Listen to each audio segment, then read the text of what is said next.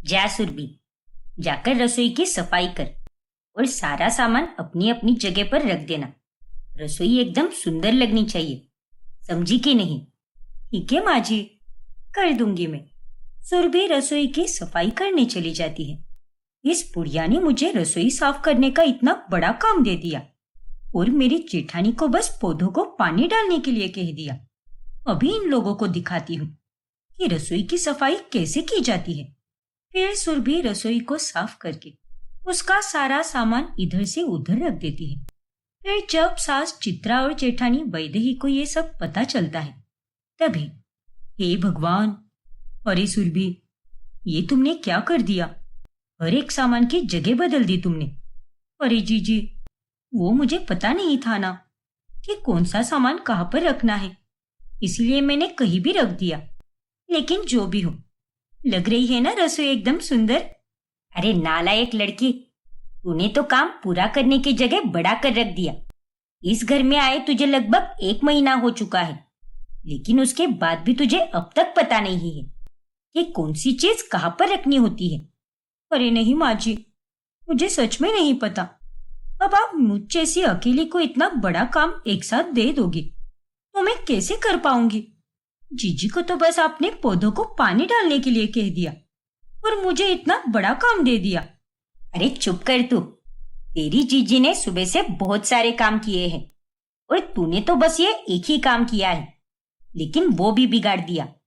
अरे सुरभि, अगर तुम्हें कोई समझ नहीं आ रहा तो तुम मुझे आवाज लगा देती ना, मैं आकर तुम्हारी मदद कर देती। लेकिन अब देखो, अब मुझे फिर से सारा सामान पहले जैसा रखना होगा और उसमें ही पूरे 2 घंटे चले जाएंगे। माफ कीजिए जीजी, लेकिन मैंने जानबूझकर कुछ भी नहीं किया, मुझे सच में पता नहीं था। अरे हाँ बाबा, कोई बात नहीं, लेकिन अगली बार से तुम्हें कुछ अगर समझ ना आए तो मुझसे पूछ लिया करो। ठीक है जीजी, लेकिन आपने मुझे माफ तो कर दिया ना, बताइए ना। हाँ बाबा, कर दिया माफ। नहीं जीजी, आपकी बातों से ऐसा बिल्कुल भी नहीं लग रहा, आप तो बस ऊपर ऊपर से कह रही हो। दिल से कहिए जीजी, तब जाकर ही मुझे अच्छा लगेगा। अरे बेवकूफ लड़की, उसने कर दिया है तुझे माफ, तो अब चुप हो जा, बेवजह उसका दिमाग मत खा। चल जा अब यहाँ से। इस तरह सुरभि जानबूझकर अपनी जेठानी का काम बढ़ा देती है। फिर एक रोज, आज का खाना बहुत अच्छा बना था वैदेही, सच में मजा ही आ गया। शुक्रिया माँ जी। अच्छा, मैं तुम दोनों को एक बात बताना ही भूल गई। कल हमारे घर पर मेहमान आने वाले हैं, हमारे सगे समधी है, वो दोनों और उन दोनों के बच्चे, उनके लिए खाना बनाना है। तो तुम दोनों कल आपस में काम बांट लेना और अच्छे से सारा इंतजाम करना। ठीक है माँ जी, हम कर देंगे। लेकिन अगले दिन इस वैदेही जीजी ने तो फटाफट सब्जी बना भी दी और मुझे रोटियां बनाने का काम दे दिया। लेकिन मैं भी कोई कम नहीं हूँ। फिर सुरभि चित्रा के पास जाती है और उसका सर खाने लगती है। बताइए ना माँ जी, कितने लोग आने वाले हैं और मुझे कुल मिलाकर उनके लिए कितनी रोटियां बनानी है? अरे पागल औरत, तुझे तो मैंने कल रात को ही बताया था ना, अब कितनी बार बताऊं? जा, पूरे मोहल्ले के लिए रोटियां बना दे, बेअकल कही की। ठीक है माँ जी। फिर सुरभि जानबूझकर ढेर सारी रोटियां बनाती है और ये देखकर चित्रा और वैदेही अपना सर पकड़ लेती है। अरे डोबी डफर, अपना भेजा क्या मायके में छोड़ के आई है क्या तूने इतनी सारी रोटियां क्यों बनाई है? पूरे आटे का सत्यानाश कर दिया तूने तो। लेकिन माँ जी, आप ही ने तो कहा था ना कि पूरे मोहल्ले की रोटियां बनानी है। अरे निठल्ली लड़की, मैंने तुझे गुस्से में बोला था क्योंकि तू वो सवाल मुझे सुबह से पूछती आ रही थी, जबकि मैंने तुझे और वैदेही को कल रात को ही बताया था कि कितने मेहमान आने वाले हैं। सच में बनाने के लिए नहीं कहा था मैंने। क्या करती हो सुरभि? अरे थोड़ी तो अपनी अकल भी इस्तेमाल कर लिया करो ना, खामखा हमें बैठे बैठे सिरदर्द देती रहती हो। माफ कर दीजिए माँ जी। तू तो अब रहने ही दे, अब से तू बस छोटे मोटे ही काम किया करेगी। तुझे तो बस सारे काम को बिगाड़ना आता है, लेकिन हम रोज रोज तेरी फालतू की नौटंकी सहन नहीं कर सकते। हाँ सुरभि, तुम्हें जो काम समझ आए और तुमसे जो काम हो पाए, अब से हम तुम्हें वही काम दिया करेंगे। ठीक है जीजी, जैसा आप लोगों को सही लगे। फिर एक रात जब सुरभि और वैदेही दोनों के पति किसी काम के सिलसिले में बाहर गए होते हैं, तभी अचानक से सुरभि के कमरे का हीटर खराब हो जाता है। ओ तेरी, अब बिना हीटर के तो रात भर मेरी कुल्फी जम जाएगी। ना बाबा ना, एक काम करती हूँ, जीजी के कमरे में जाकर सोती हूँ। वैसे भी जेठी वहां पर नहीं है, तो मेरा वहां पर काम बन जाएगा। फिर सुरभि रात के 1 बजे वैदेही के कमरे का दरवाजा खटखटाती है। जीजी, दरवाजा खोलो जीजी, जल्दी खोलो। अरे टपक गई क्या? जीजी। क्या हुआ सुरभि? अरे इतनी रात को क्यों परेशान कर रही हो?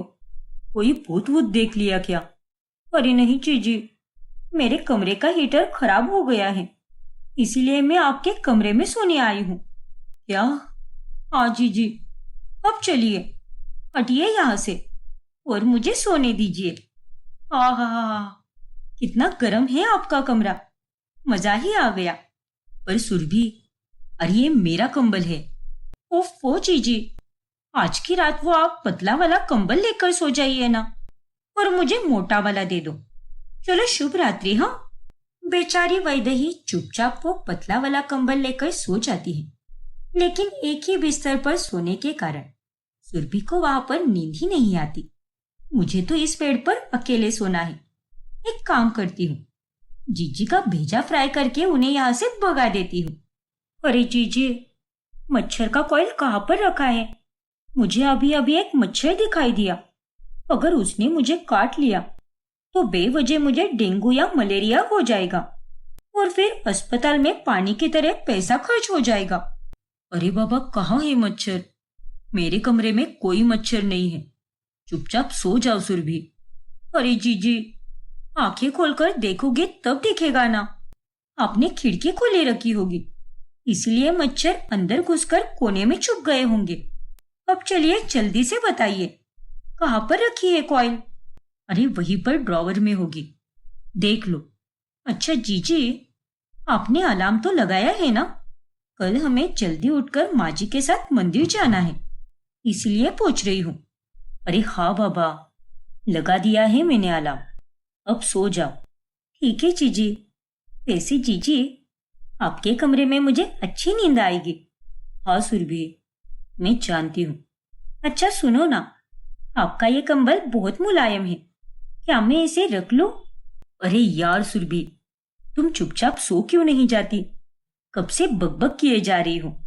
एक काम करो, तुम यहीं पर सो जाओ, मैं बाहर जाकर सोती हूँ, वरना रात भर तुम मेरा सर खाकर मुझे पागल कर दोगी। इस तरह से वैदेही परेशान होकर हॉल चली जाती है। अच्छा हुआ जो जीजी यहाँ से चली गई, वरना मुझे तो ये लगा था कि आज तो ये मुझे ही निकाल देगी, पर अब तो मुझे अकेले इस कमरे में बहुत अच्छी नींद आएगी। फिर सुरभि आराम से सो जाती है, और फिर अगली सुबह वैदेही ये सारी बातें चित्रा को बताती है। सुरभि बहू, अरे तू क्या लेकर मानेगी? क्यों आए दिन हमारे नाक में दम करके रख देती है तू? कल रात को तेरी वजह से वैदेही को यहाँ सोफे पर सोना पड़ा, जिस कारण उसकी गर्दन बुरी तरह दर्द कर रही है। अरे माँ जी, अब मैं भी क्या करती? मेरे कमरे का हीटर खराब हो गया था, तो रात में मैं किसे बुलाकर ठीक करवाती? इसलिए मैं जीजी के कमरे में सोने चली गई। अरे तुम तो आ गई, लेकिन आकर भी अपनी बकर बकर बंद नहीं की। ऐसे भला कौन करता है? लेकिन जीजी, मैंने थोड़ी ना कुछ गलत कहा था, मैं तो आपसे प्यार से बात कर रही थी ना। अब आप लोगों को मेरा बड़बड़ करना पसंद नहीं, तो ठीक है, अब से मैं आप लोगों से कम ही बात किया करूंगी। फिर सुरभि उदास होने का नाटक करके वहां से चली जाती है। ऐसे ही एक दिन, सिद्धार्थ, दे दो ना मुझे कार्ड, मैं खरीदारी करना चाहती हूँ। लेकिन सुरभि, अभी 15 दिन पहले ही तो तुमने खरीदारी की थी ना। हाँ बाबा, लेकिन अब हम सहेलियों की पार्टी है और उसमें मुझे गाउन पहनना है, और मेरे पास तो एक भी गाउन नहीं है। अरे बेशरम लड़की, तेरे पति के पास क्या पैसों का पेड़ लगा है क्या? एक बीवी को समझदार होकर अपने पति का दिया हुआ पैसा सही से इस्तेमाल करना चाहिए, ठीक वैसे ही जैसे वैदेही करती है। लेकिन नहीं, तू तो बस अपने पति को कंगाल करने के पीछे तुली हुई है। ठीक है माँ जी, अगर आपको ऐसा लगता है तो मैं आज के बाद सिद्धार्थ से 1 रुपया भी नहीं मांगूंगी। अरे मेरी तो जिंदगी ऐसी ही है, कोई मुझसे प्यार नहीं करता, कोई मुझे समझकर भी नहीं लेता। पर सुरभि, तुम्हें भी तो समझ कर लेना चाहिए ना। हाँ पता है मुझे, इसीलिए समझ कर ले रही हूँ। तुम फिक्र मत करो, अब से मैं फटे हुए कपड़े पहन लूंगी। अगर कुछ खाने का मन किया तो अपने मन को मारकर हवा खा लूंगी, लेकिन तुमसे कभी कुछ नहीं मांगूंगी। क्या? रुको, तुमने 2 दिन पहले जो पैसे दिए थे वो भी वापस ले लो। नहीं चाहिए मुझे कोई तुम्हारे पैसे। उफ़ सुरभि, क्या तुम भी। अच्छा बाबा, रख लो ये कार्ड, जो खरीदना है खरीद लो, लेकिन अपना मन मत मारो। नहीं सिद्धार्थ, अब मुझे कुछ भी नहीं चाहिए, तुम जाओ यहाँ से। अरे देखो सुरभि, तुम्हें मेरी कसम, अगर तुम ऐसी रूठी रहोगी तो मैं दिन भर ऑफिस में काम पर ध्यान नहीं दे पाऊंगा। प्लीज सुरभि, रख लो ये कार्ड। सिद्धार्थ के कसम देने पर सुरभि उसका कार्ड रख लेती है।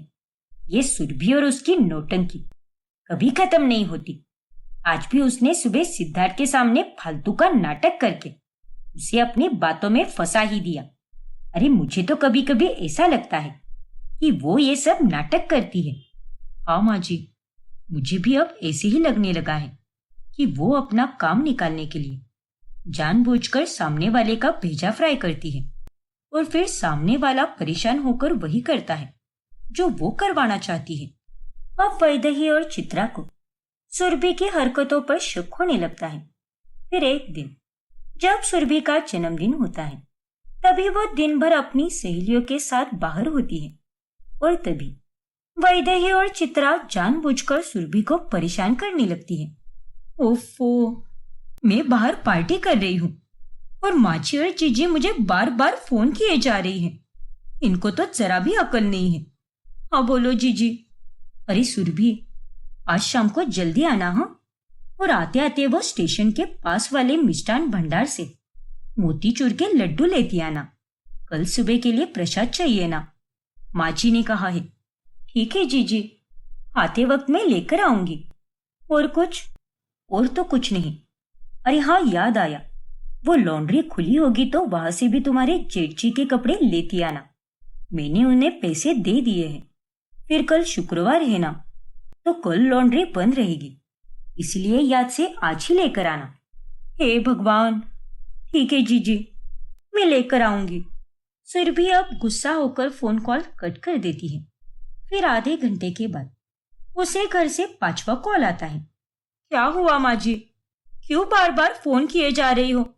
अरे मैं यहाँ पर अपनी जन्मदिन की पार्टी मनाने आई हूँ और आप लोग मेरा दिमाग खाए जा रही हो। ए लड़की, ज्यादा अपनी जबान मत चला। अरे मुझे तो बस तेरी याद आ रही थी, इसीलिए तुझे फोन किया। अच्छा बता, कैसी चल रही है तेरी पार्टी? अरे क्या माँ जी, आप भी, आप में तो बिल्कुल भी अकल नहीं है। चलिए रखिए फोन। सुरभि गुस्सा होकर फोन कॉल कट कर देती है और बाद में मुड़कर देखती है कि उसकी सहेलियां वहां से जा रही हैं। अरे त्रिशा, डॉली, तुम दोनों कहाँ जा रही हो? अभी तो पार्टी बाकी है ना। अरे ये कैसी पार्टी है? हर आधे घंटे में तुझे किसी ना किसी का कॉल आते जा रहा है।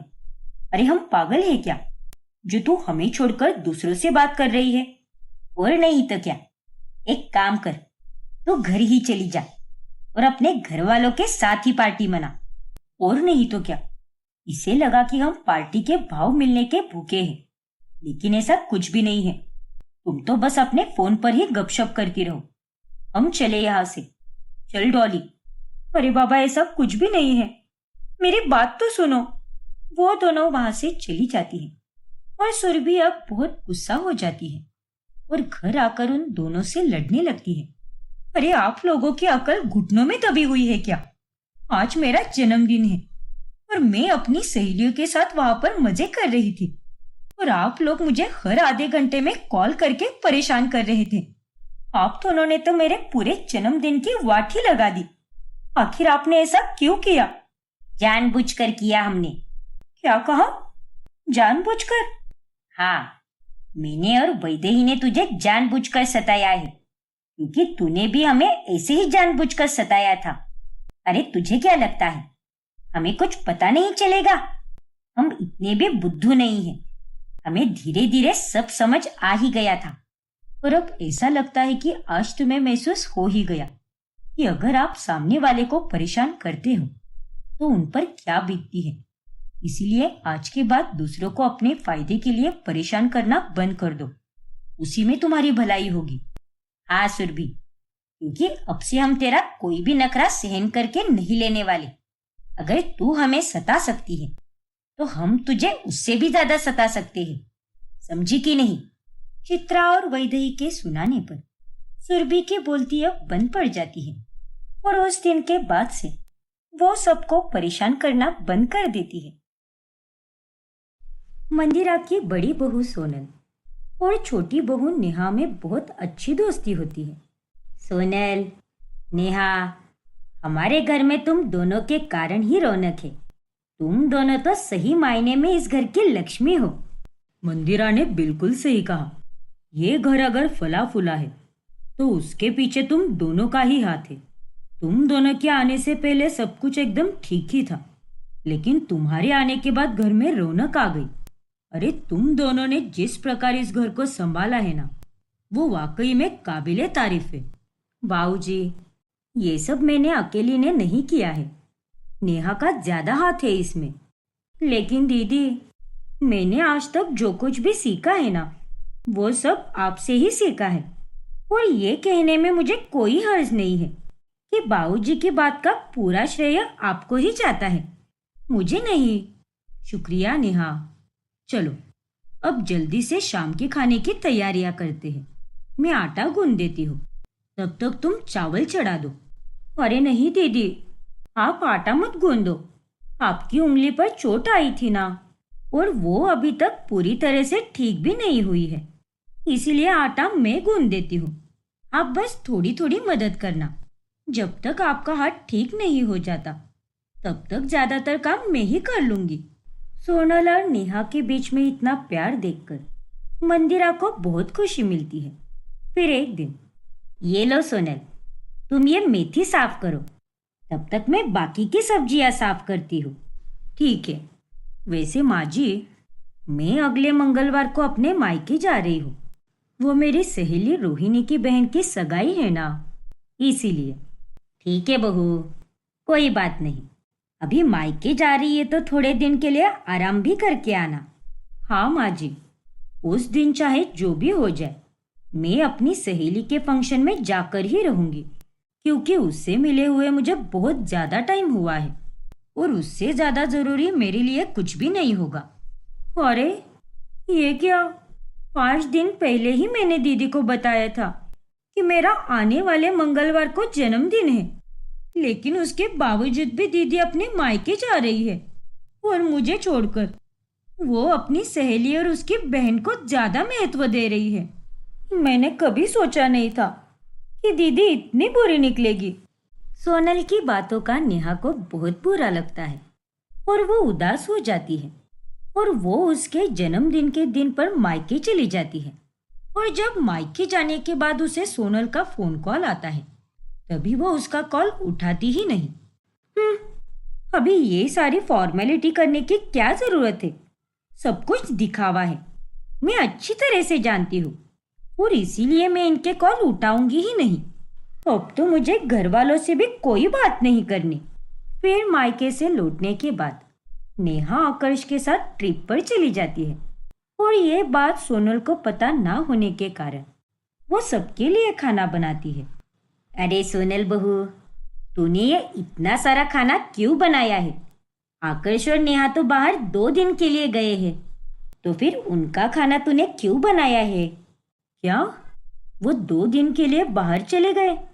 लेकिन ऐसे अचानक कैसे, वो भी बिना बताए? पता नहीं बहू, मायके जाने से पहले भी हमने उसे कहा था कि यहीं पर रुक जा, हम तेरा जन्मदिन यहीं पर सेलिब्रेट करेंगे। लेकिन वो यहाँ पर नहीं रुकी और अब मायके से वापस आने के बाद भी वो तुरंत आकर्ष के साथ बाहर चली गई। ये अचानक से क्या हो गया है नेहा को? मायके जाने के बाद से उसने तो मेरा फोन भी नहीं उठाया। शायद मैं कुछ ज्यादा ही सोच रही हूँ। मायके जाकर वो बिजी हो गई होगी, इसीलिए फोन उठाया नहीं होगा। लेकिन 2 दिन होने के बाद जब आकर्ष और नेहा घर लौटते हैं, तब सोनल ध्यान देती है कि नेहा उससे काफी कटी कटी सी रहने लगी है। अरे नेहा, क्या हुआ है तुम्हें? जब से तुम अपने मायके गई हो तब से तुमने मुझसे ठीक से बात भी नहीं की है। बस मेरा किसी से बात करने का बिल्कुल भी मन नहीं है। और हाँ, आप मेरे कमरे की सफाई भी मत करना। मैं अपने कमरे में झाड़ू पोछा खुद से लगा लूंगी। लेकिन नेहा सोनल की कोई बात नहीं सुनती और वो वहां से चली जाती है। माँ जी, मुझे तो कुछ भी समझ में नहीं आ रहा कि ये ऐसे बिहेव क्यों कर रही है। हाँ बहू, मुझे भी कुछ समझ में नहीं आ रहा। कुछ दिनों से इसका बर्ताव काफी बदल चुका है। शायद थकान के कारण हो सकता है। एक बार फिर से सोनल अपनी तरफ से नेहा से बात करने की पूरी कोशिश करती है, पर नेहा तो उससे टेढ़े मुंह ही बात करती है और उसे हमेशा इग्नोर करती रहती है, जिस कारण सोनल को भी अब गुस्सा आने लगता है। अरे सोनल, क्या हो गया है तुम्हें? आज तुम्हारा मूड इतना खराब क्यों लग रहा है? उस नेहा की वजह से बहुत हो गया उसका नाटक। अब तो मैं उससे बात ही नहीं करूंगी। रिश्ते और उम्र में बड़ी होने के बावजूद भी मैंने उससे अच्छे से बात करने की कोशिश की, लेकिन उसने तो घमंडी बनकर हर वक्त मुझे इग्नोर किया है। क्या? लेकिन तुम दोनों के बीच में ऐसा क्या हुआ है जो वो तुमसे ऐसा बर्ताव कर रही है? भगवान ही जाने वेदांत, लेकिन अब उसकी बचकानी हरकतें मैं और नहीं बर्दाश्त करने वाली। अब वो मुझसे जिस तरह से पेश आएगी, मैं भी उससे उसी तरह से पेश आऊंगी। उसका ये ड्रामा अब मैं बिल्कुल सहन नहीं करने वाली। दोनों देवरानी और जेठानी की तकरार अब बढ़ जाती है। वो दोनों तो एक दूसरे के काम भी बांट लेती है और हर वक्त बस गुस्से में ही रहती है। और अब उन दोनों की तकरार की वजह से घर वालों पर भी बुरा असर पड़ने लगता है। ओह गॉड सोनल भाभी, आपने हमारे कमरे की सफाई की थी ना, तो आपने मेरा लैपटॉप कहाँ पर रख दिया? उसमें बहुत इंपॉर्टेंट फाइल्स थी और मुझे अभी उसकी बहुत ज्यादा जरूरत थी। अब मैं क्या करूं भाभी? देखिए देवर जी, मैंने आपके लैपटॉप को नहीं देखा है और ना ही मैंने आपके कमरे की सफाई की है। आप अपनी धर्मपत्नी को ही पूछ लो, वही करती है आपके कमरे की सफाई।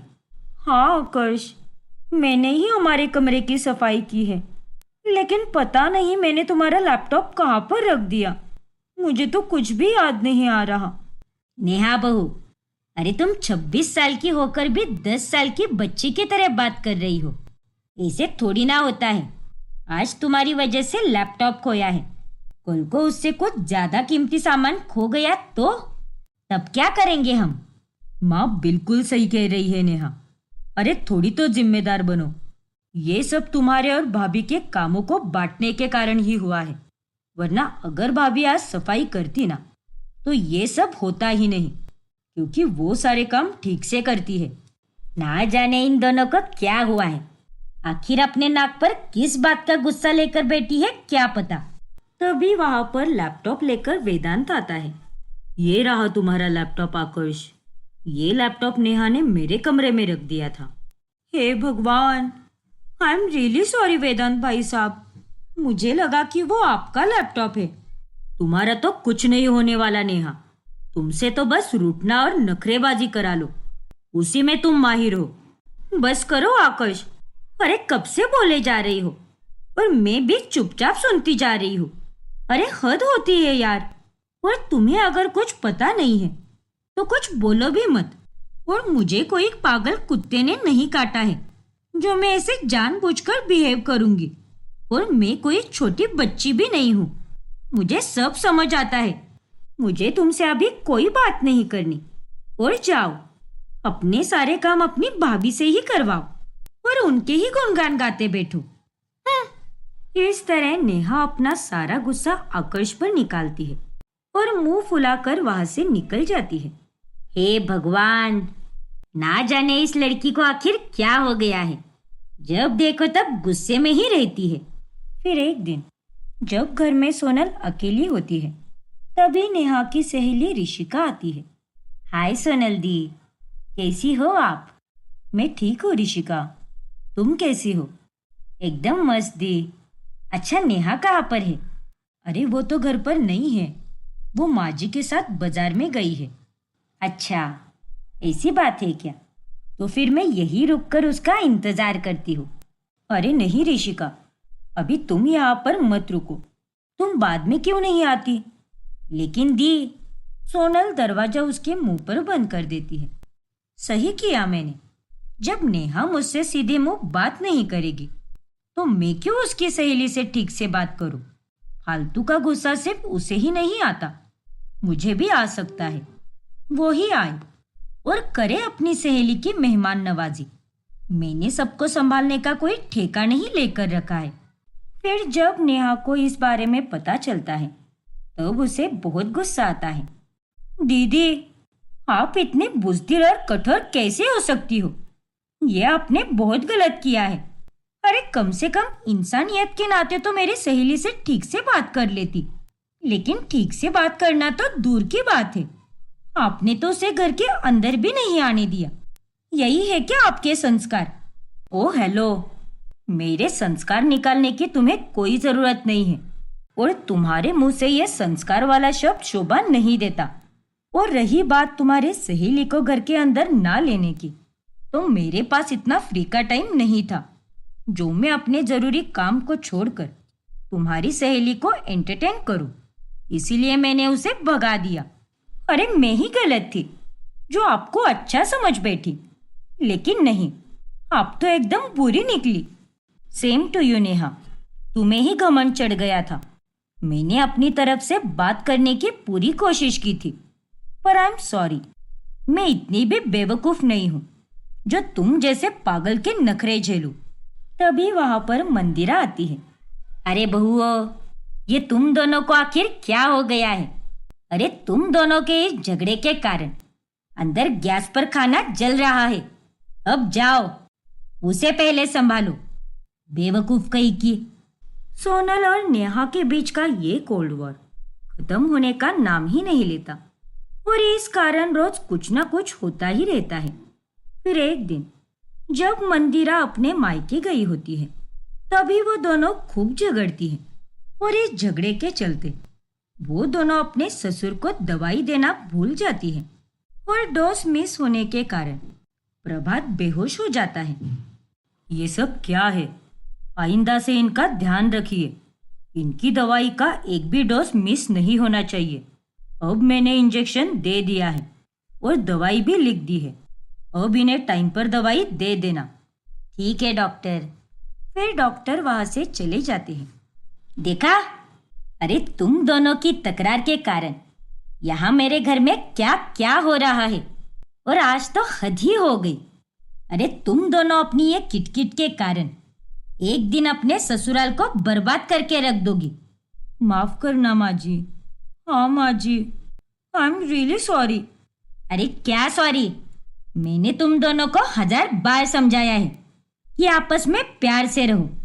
एक समय था जब तुम दोनों एक दूसरे के साथ कितने प्यार से रहती थी, लेकिन आज देखो, अरे ये सब क्या चल रहा है। आज तो तुम दोनों को मुझे बताना ही होगा कि तुम दोनों के बीच में आखिर क्या प्रॉब्लम है। क्यों नहीं करती एक दूसरे से बात? और नेहा, मैं बहुत दिनों से देख रही हूँ, मायके के आने के बाद से तेरा बर्ताव काफी बदल चुका है। अब बता मुझे, आखिर तुझे हो क्या गया है? ठीक है माँ जी, अगर आपको सुनना ही है तो सुनिए। मेरे जन्मदिन के बारे में मैंने दीदी को पहले से ही बता कर रखा था, लेकिन उसके बावजूद भी उन्हें तो अपनी सहेली की बहन की सगाई महत्वपूर्ण थी और इसी के कारण मुझे उन पर बहुत गुस्सा आया और मैं अपने मायके चली गई। क्या तुम उस कारण मेरे से खफा थी नेहा? हाँ। हे भगवान, अरे बाबा, मैंने वो बात मजाक में कही थी, ताकि तुम्हें ये लगे कि हम तुम्हारे लिए कुछ भी नहीं कर रहे और लास्ट मिनट पर तुम्हें सरप्राइज मिले। इनफैक्ट हमने तुम्हारे लिए कुछ प्लान भी करके रखा था, लेकिन तुमने तो किसी के भी फोन नहीं उठाए और हमें ये लगा कि तुम अपने मायके वालों के साथ कहीं बाहर गई हो। हे भगवान, सच में तुम दोनों तो एक नंबर की गधी हो। इसका मतलब आपने वो सब मुझे बस सरप्राइज देने के लिए बोला था? हाँ पगली, और तुमने मेरे उस बात को सच मान लिया। मैंने सोचा भी नहीं था कि तुम मेरी उस बात से इतनी निराश हो। ओह गॉड दीदी, आई एम रियली सॉरी। मुझे गलत फहमी हो गई थी और उसी के चक्कर में मैंने अपना बर्थडे भी खराब कर दिया और साथ ही आपसे झगड़कर मैंने ना जाने कितने सारे रायते फैला दिए। कोई बात नहीं नेहा, लेकिन तुम्हें अब समझदार बनना होगा। अब तुम्हारी शादी हो चुकी है, रिश्ते बहुत नाजुक होते हैं, उन्हें संभाल कर रखना होगा। और अगर तुम इतनी इमैच्योर रहोगी तो हर कोई तुमसे दूर हो जाएगा। हाँ दीदी, आपने बिल्कुल सही कहा, लेकिन अब मैं अपनी इस आदत को सुधारने की पूरी कोशिश करूंगी और रिश्ते के साथ साथ जीवन के हर काम में समझदार बनूंगी। इस तरह अंत में दोनों के बीच की तकरार मिट जाती है और वो दोनों फिर से एक साथ खुशी से रहने लगती है। अहाना की हाल ही में अधिक नाम के लड़के के साथ शादी हुई होती है। उसके ससुराल में सास सुलग्ना, ससुर संजीव और ननद डिम्पल होती है। एक सुबह जब अहाना रसोई में जाती है, तभी वहां का हाल देखकर वो अपना सर पकड़ लेती है। हे भगवान, ये रसोई है या कबाड़ खाना? ये क्या हालत बना के रख दी है मेरे ससुराल वालों ने रसोई की। फिर अहाना जल्दी से रसोई की सफाई करके सबके लिए नाश्ता बनाती है। अरे बहू, कहाँ मर गई थी? इतना लेट नाश्ता क्यों दिया तुमने? अभी से ही तेरा ये हाल है तो आगे जाकर क्या होगा? माँ जी, मुझे भी कोई शौक नहीं आया है जो आपको इतना लेट नाश्ता दे दूं। रसोई कितनी गंदी हुई थी। कौन गया था रात को रसोई में? मैगी का मसाला सारा गैस पर बिखरा हुआ था। प्लेट को भी अगर सिंक में डाल रहे हो तो उसमें थोड़ा पानी तो डाल देते ना, ताकि वो सूखा ना रहे और वहां पर कॉकरोच ना आए। ऊपर से नमक का डब्बा भी खुला ही छोड़ दिया था। अरे अहाना, मैंने बनाई थी रात को मैगी। यार 2 बजे मुझे बड़ी भूख लगी थी, इसीलिए मुझसे रहा ही नहीं गया। अच्छा, तो तुम हो वो महानालायक। बहू, अपने पति से इस तरह से बात करते हैं क्या? तमीज वमीज कुछ सिखाई कि नहीं तुम्हारे घर वालों ने तुम्हें? मेरे घर वालों पर मत जाइए पापा जी, और मुझ में तमीज है, लेकिन जब कोई उल्टे सीधे काम करता है तो उनसे इसी तरीके से बात करनी पड़ती है। और अधिक उनमें तो जरा भी मैनर्स नहीं है। आइंदा से रसोई को अगर गंदा किया ना तो मुझसे बुरा कोई नहीं होगा, समझ गए तुम? अरे उसे और कितना बोलेगी तू? अब नहीं करेगा वो वैसा। नहीं माँ जी, ये बात मामूली नहीं है, ये बहुत सीरियस इशू है। रसोई हमारे घर की सबसे महत्वपूर्ण जगह होती है जहाँ पर खाना बनता है, और अगर वही गंदा रहेगा तो गंदगी के साथ साथ घर में पनौती भी आ सकती है। मेरे आने से पहले आप लोग पूरी तरह नौकरानी पर निर्भर थे और नौकरानी आप लोगों को कुछ भी नहीं बोलती होगी, लेकिन मैं जरूर बोलूंगी क्योंकि अब मैं इस घर की बहू हूँ और मुझे आप सबकी चिंता है। अहाना की बात सभी लोग चुपचाप सुन लेते हैं और अहाना को भी लगता है कि उसके कहने से सब उसकी बात पर अमल करेंगे, लेकिन ऐसा नहीं होता। एक दिन सुलग्ना का जन्मदिन होता है। तभी डिम्पल रसोई में जाकर अपनी माँ के लिए केक बनाती है, लेकिन केक बनाने के चक्कर में वो सारी रसोई को बुरी तरह गंदा कर देती है। और जब केक कटिंग होने के बाद अहाना रसोई में जाती है, तभी रसोई की हालत देखकर वो चिल्ला पड़ती है, डिम्पल। अरे क्या हुआ है भाभी? क्यों इतना गला फाड़ फाड़ कर चिल्ला रही हो आप? मैं आपसे कहीं कोसों दूर नहीं हूँ, आपके पास ही हूँ। डिम्पल, अरे तुम्हें इतनी सी भी अक्ल नहीं है क्या? उस दिन मैंने इतना बड़ा भाषण दिया और उसके बावजूद भी आज तुमने रसोई को वापस गंदा कर दिया। अरे अगर अपनी माँ के लिए केक बनाना ही था तो शिद्दत से बनाती ना। सारा मैदा ऐसे ही फैला पड़ा हुआ है, चॉकलेट खुली है, ओवन का बटन भी ऑन है। तुम्हारी इस बेवकूफी के चलते ओवन कहीं खराब हो गया तो? और ये देखो, ये क्रीम का कोन भी नीचे गिर गया है और चींटियां लग चुकी है उस पर। अरे केक बनाया है या मजाक किया है तुमने? तुम कोई दूध पीती हुई बच्ची नहीं हो। अरे थोड़ी तो साफ सफाई रखती। देखो भाभी, मैं जल्दबाजी में थी, इसीलिए ये सब हुआ। और अगर मैं किचन में काम करूंगी तो किचन तो गंदा होगा ही ना। उसमें क्या फर्क पड़ता है? आप साफ कर दो इसे। मैं तो अब पढ़ने जा रही हूँ। मुझे इस सब के अलावा बहुत सारे काम पड़े हैं। वाह, अगर तुम्हें बहुत सारे काम पड़े हैं तो मैं भी यहाँ पर खाली नहीं बैठी हूँ। चुपचाप रसोई की सफाई करने में मेरी मदद करो। रसोई है ये, कोई कचरा पट्टी नहीं। देखो भाभी, मैं सफाई करने में आपकी कोई मदद नहीं कर सकती। मुझे सच में काम है। इतना कहकर डिम्पल वहां से चली जाती है और आहाना का गुस्सा और ज्यादा बढ़ जाता है। मुझे तो घर में सबने नौकरानी ही समझ कर रखा है। नॉनसेंस कही की। फिर आहाना को पूरे रसोई की सफाई अकेले ही करनी पड़ती है। फिर एक दिन जब आहाना बाहर मार्केट में खरीदारी करने गई होती है, तभी सुलग्ना अपने लिए और संजीव के लिए खाना लेती है और बर्तनों को ऐसे ही खुला छोड़ देती है। और फ्रिज में से आमरस लेने के बाद भी वो फ्रिज बंद करना भूल जाती है। फिर जब आहाना वापस घर आती है, तभी ये सब देखकर उसका दिमाग और ज्यादा खराब हो जाता है। ये सब क्या है माँ जी? इतना चीख चीख कर समझाने के बाद भी आप सब अपनी हरकतों से बाज क्यों नहीं आते? आपने सब्जी तो ले ली, तो ये कढ़ाई पर ढक्कन क्यों नहीं रखा आपने? या फिर बची हुई सब्जी किसी डब्बे में भरकर रख देती। और फ्रिज को देखो, वो भी खुला छोड़ दिया है आपने। कहीं उसमें चूहा घुस गया तो? अरे आप इतनी बड़ी बेवकूफ कैसे हो सकती हो माँ जी? ए लड़की, जबान संभाल कर बात कर। और अगर मैंने बर्तन और फ्रिज को खुला छोड़ दिया तो उसमें कौन सी बड़ी बात है? मैं टीवी पर सीरियल देख रही थी, उसके चक्कर में मेरा ध्यान नहीं रहा। अब तू आ गई है ना, तो तू ही कर ले ये सब। हाँ, मेरे पास तो अब यही काम बचे हैं कि आप काम बिगाड़ते रहो और मैं उसे संभालती रहूं। और कहाँ पर रहता है आपका ध्यान? आपको तो ना रसोई की सफाई की पड़ी है और ना ही किसी की सेहत की। बस बेशर्मों की तरह रहना आता है आपको। बहू, अब तुम हद से ज्यादा बदतमीजी कर रही हो। हाँ, कर रही हूँ मैं बदतमीजी, क्योंकि आप सब लोग मुझे मजबूर कर रहे हो पापा जी। दिन रात रसोई को इतना साफ करने के बावजूद भी आप मेरी कही गई बात मान ही नहीं रहे।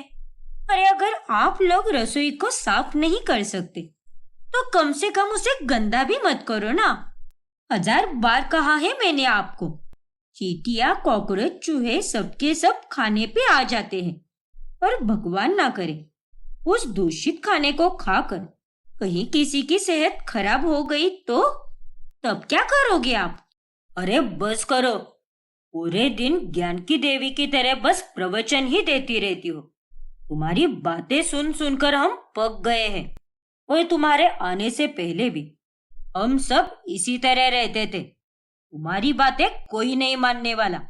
इसीलिए ये प्रवचन देना बंद करो और अपने काम से काम रखो। देख बहू, अगर तुझे रसोई की सफाई करनी है तो तू ही कर। हम तुझ पर कोई जबरदस्ती नहीं कर रहे हैं। तेरे सफाई करने से या फिर ना करने से हमारा तो कुछ भी नहीं बिगड़ने वाला, समझी कि नहीं? हाँ, समझ गई माँ जी। मैं ही बेवकूफ हूँ जो आप सबके बारे में इतना सोच रही थी। लेकिन अब बस, अब और नहीं। आप लोग तो सुअर हो, सुअर। अरे आपको अच्छा पानी भी दे दिया ना, तो आप लोग कीचड़ में ही जाओगे। लेकिन अब आज के बाद से मैं साफ सफाई करूंगी ही नहीं। आपको जैसे रहना है रहिए आप लोग। और उस दिन के बाद से अहाना रसोई की सफाई पर ध्यान देना बंद कर देती है और रसोई हर वक्त गंदी ही रहती है। उसे जितनी जरूरत होती है वो बस उतनी ही सफाई करती है और किसी के बारे में कुछ नहीं सोचती। फिर एक दिन जब सबको चाय पीनी होती है तभी, अरे बहू, जा जाकर सबके लिए चाय बना दे। शाम के 5:45 बज चुके हैं। अधिक ने नए टोस्ट और बटर लाए हैं बेकरी से। आज तो मैं चाय के साथ वही खाऊंगी। जा, जल्दी बना दे चाय। अरे माँ जी, जैसे आप थोड़ा सा काम करके थक जाती हो, वैसे ही मैं भी आज ढेर सारा काम करके थक गई हूँ। एक काम कीजिए, आप चाय बनाने के लिए आपकी बिगड़ी हुई बेटी डिम्पल से कहिए या फिर खुद बना दीजिए। तेरे तो मुंह लगना ही बेकार है और बिगड़ी हुई होगी तू। मेरी बेटी तो बहुत अच्छी है, उससे ज्यादा बिगड़ल तो और कोई हो ही नहीं सकता। कल मुही कही कि जब देखो तब जबान चलाती है। फिर सुलग्ना खुद ही रसोई में चाय बनाने जाती है, लेकिन तभी उसे चाय का पतीला ही नहीं मिलता और सारे बर्तन सिंक में पड़े होते हैं। हे भगवान, ये चाय का पतीला कहाँ चला गया? अब मैं चाय कैसे बनाऊंगी? बहू, तभी आहाना वहां पर आती है। क्या हुआ माँ जी? आपने मुझे आवाज क्यों दी? अरे मुझे चाय बनानी है और सारे बर्तन सिंक में पड़े हैं, तो अब मैं चाय किस में बनाऊं? क्यों? आपने ही कहा था ना कि मेरे सफाई करने से या ना करने से आप लोगों का कुछ भी बिगड़ने वाला नहीं है। तो आप ही धो दीजिए इन बर्तनों को, करिए सफाई। अरे लेकिन, फिर आहाना वहां से चली जाती है और सुलग्ना को बर्तनों के साथ साथ रसोई की सफाई भी करनी पड़ती है। फिर एक रोज अधिक आहाना से खाने के लिए वेफर्स मांगता है। अरे ये क्या है आहाना, ये वेफर्स इतने नरम क्यों हो गए और इनका टेस्ट भी कुछ अलग ही लग रहा है। नमकीन की जगह पर ये तो एकदम फीके फीके से लग रहे हैं। देखो अधिक, इसे पिछली बार तो तुमने ही खाया था और खाने के बाद तुमने इस पैकेट को खुला ही छोड़ दिया था, इसीलिए ये नरम हो गए हैं। लापरवाही करने में तुमने और तुम्हारे पूरे परिवार ने महारत ही हासिल की है। इसमें अब मैं क्या ही बोलूं? आहाना की ये बातें सुनकर अधिक चुप हो जाता है। और फिर ऐसे ही एक रोज जब डिम्पल कॉलेज से घर आती है, तब वो हमेशा की तरह फिर से अपने टिफिन को वैसे का वैसा ही रख देती है। और जब उसे आहाना देखती है तब वो भड़क जाती है। नालायक कही कि आज भी इसने रोज की तरह अपना टिफिन बिना धोए ही रख दिया है। इसे भी सबक सिखाना होगा। अब मैं कल इसे इस गंदे टिफिन में ही खाना दूंगी, तब इसकी अकल ठिकाने पर आएगी। फिर अगले दिन आहाना डिम्पल को उसी गंदे टिफिन में खाना देती है और जब डिम्पल ये देखती है तब वो गुस्से से लाल हो जाती है। फिर शाम को घर आने पर वो आहाना को खूब सुनाती है। भाभी, आपका दिमाग तो ठिकाने पर है ना? या फिर कहीं बेच कर आई हो आप? अरे आपने मुझे गंदे टिफिन में खाना क्यों दिया? अरे इतना गंदा बर्ताव कोई कैसे कर सकता है? पहले तो सफाई का बड़ा ज्ञान देती थी ना आप, तो अब क्या हुआ आपको? कहाँ गई आपकी सफाई की देवी? अरे तुम्हारे लिए तो ये नॉर्मल होना चाहिए ना। आखिर तुम सब गंदगी में ही तो रहते हो। शायद अब तुम्हें समझ आ रहा है कि जब गंदगी होती है तब कैसा महसूस होता है। और सेम ऐसे ही मुझे भी महसूस होता था जब मैं हर रोज रसोई को साफ करती थी और आप लोग उसे गंदा करते थे। मेरे इतना समझाने के बावजूद भी आप लोग नहीं सुधरे, इसीलिए मैं जैसे को तैसा कर रही हूँ और अब से मैं ऐसा ही बर्ताव करूंगी, क्योंकि मैंने सबका ठेका नहीं ले रखा है। अगर आप लोगों को सफाई की कुछ भी नहीं पड़ी तो मैं क्यों सोचूं सबके बारे में। आहाना की ये बातें सुनकर सबको काफी शर्मिंदगी महसूस होती है और वो सब उसे माफी मांगते हैं। आई एम सॉरी भाभी, मैं समझ सकती हूँ। उस दिन केक बनाने के बाद भी मैंने पूरी रसोई को गंदा ही रख दिया था और रोज मैं अपना टिफिन ऐसे ही फेंक कर अपने कमरे में चली जाती हूँ। लेकिन अब से ऐसा नहीं होगा। अब कल से हर रोज मैं अपना टिफिन धोया करूंगी और मुझसे जितना भी हो सकेगा मैं रसोई को साफ करने की पूरी कोशिश करूंगी। हाँ हाँ ना बहू, मुझे भी माफ कर दे। अरे मैं तो घर की बड़ी हूँ, लेकिन उसके बावजूद भी मैंने ये सब किया। हाँ बहू, तुम हम सबकी भलाई चाहती थी और तुम तो इतने अच्छे से अपना बहुधर्म निभा रही थी, लेकिन हम ही तुमसे नालायक की तरह पेश आ रहे थे। हमें माफ कर दो बहू, हम आगे से ऐसा नहीं करेंगे। मुझे भी माफ कर दो आहाना, लेकिन आज के बाद से हम सब साथ मिलकर रसोई को साफ रखेंगे। हर कोई अपना योगदान दिया करेगा सफाई में।